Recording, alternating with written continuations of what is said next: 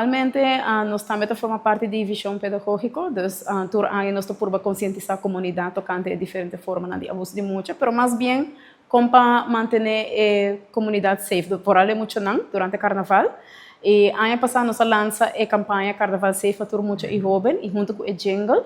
E ano aqui nós vamos repetir essa aqui, mirando mira a importância de essa aqui para repetir. E tur ano nós estamos toch wel com mayornan também para dilante e of comunidade. E tá, quanto bisa, teresa não queiro dilante com tem muito na ainda também carnaval, aunque esse é mina awak de minha observação mina awak esse é muito mais, está significando que a campanha tem seu efeito não.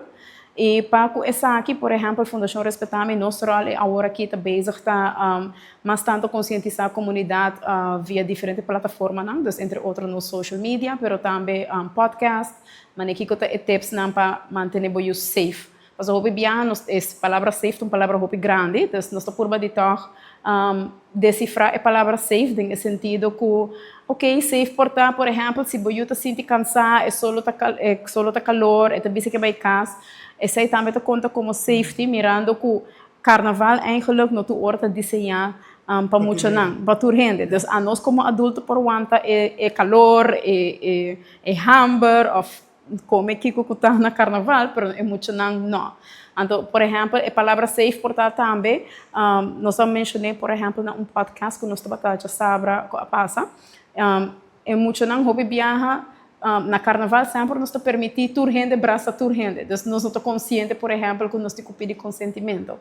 Então, carnaval porta ambiente que ainda gente não tem mal intenção com muito, logo bem braça e muito não, e portanto, abo como adulto tu pensa, não, pero tu diz braça inocente, nós tur tinham mirones, das nada não vai passar, pero sim saco, essa é porta uma oportunidade que é muito por passar de momento vulnerável, voral se bota sinhando é muito para estar mais resiliente e bisa a palavra não, pero até nós que não tá na carnaval tá laga turhene brase, pero eu já acaba é muito não te compreender, por exemplo, que hora sim, que hora não, na mesma consistência, pero não tu hora a nós como adultos dando consistência. Então, esse é mais tanto tá nosso rol, trazer mais campanha e também por uma conscientização maior que com safety por mostrar para mucha de um lens de mucha.